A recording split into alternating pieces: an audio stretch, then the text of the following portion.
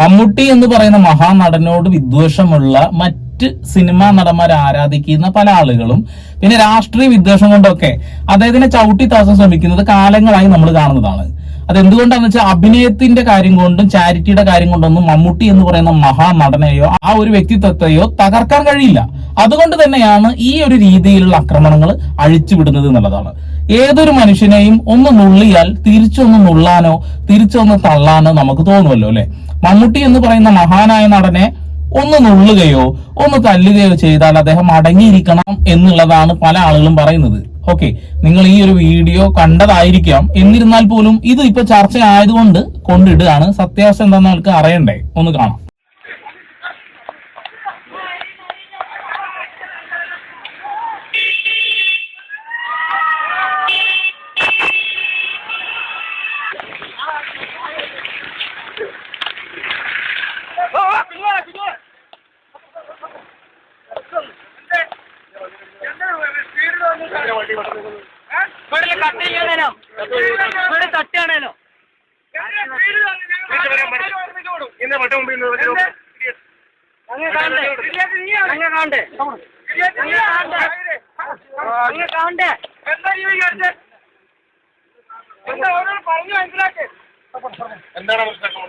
Okay, ഈ ഒരു video ആണ് ആളുകൾ ഇങ്ങനെ ചർച്ച ചെയ്യാൻ വേണ്ടി ഇട്ടിട്ടുള്ളത്.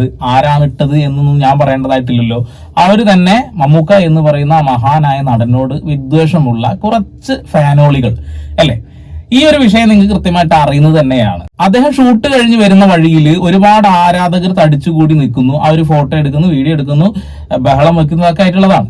അതിനിടയിൽ കുറച്ച് ആവേശം മൂത്തുള്ള പല ആളുകളും അദ്ദേഹത്തിന്റെ വാഹനത്തിന് മുന്നിലേക്ക് ചാടി നിന്നപ്പോ അദ്ദേഹം ഹോൺ അടിച്ച് വണ്ടി അവിടെ നിർത്തി.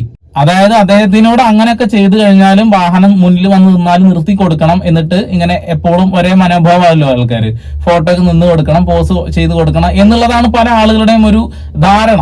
അപ്പൊ ഇവരെ ആരാധിക്കുന്ന മഹാനായ നടന്മാർ ഇങ്ങനെയാണോ ചെയ്യുക? അല്ലതാനും. ഇപ്പൊ ഉദാഹരണത്തിന് മമ്മൂട്ടി ഒരു ക്രൗഡിൽ നിൽക്കുന്ന സമയത്ത് അദ്ദേഹത്തിന് ഒരു ആള് നുള്ള ബുദ്ധിമുട്ടിച്ചപ്പോ അദ്ദേഹം തള്ളിയിടുന്ന ഒരു ഫോട്ടോ നിങ്ങൾ എല്ലാവരും കണ്ടു. അതേപോലെ ലാലേട്ടനെ ഇഷ്ടപ്പെടുന്ന ഒരാള് സ്റ്റേജിൽ കയറി വന്നപ്പോൾ അയാളെ തള്ളിയിടുന്നത് നിങ്ങൾ കണ്ടിട്ടുണ്ടാവും. അങ്ങനെ പല നടന്മാരുടെ റിയാക്ഷൻസ് കണ്ടിട്ടുണ്ട്. ചിലരൊക്കെ അതിര് കടന്നിട്ടുള്ള റിയാക്ഷൻസ് ആണ് പലപ്പോഴും കണ്ടിട്ടുള്ളത് അല്ലെ. ഇപ്പൊ തെലുങ്ക് സിനിമാ നടന്മാരൊക്കെ ആണെന്നുണ്ടെങ്കിൽ ബാലയൊക്കെ മൊബൈൽ വാങ്ങി എറിയ, ജോൺ അബ്രഹാം മൊബൈൽ വാങ്ങി എറിഞ്ഞിട്ടുണ്ട്.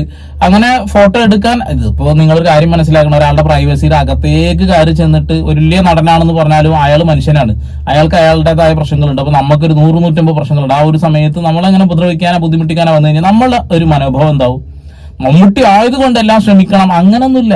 അയാൾ ഈ ഇന്ത്യയിൽ ജീവിക്കുന്ന, ഈ ഇന്ത്യൻ ഭരണഘടനയ്ക്ക് കീഴിൽ ജീവിക്കുന്ന എല്ലാ മൗലികാവകാശങ്ങളൊക്കെ ഉള്ള ഒരു സാധാരണക്കാരനാണ്.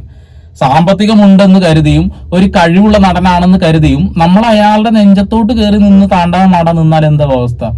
അപ്പൊ കാറിന്റെ മുന്നിലേക്ക് വന്ന ആരാധകരുടെ മുന്നിലേക്ക് വാഹനം ഹോൺ അടിച്ചുകൊണ്ട് നിർത്തി.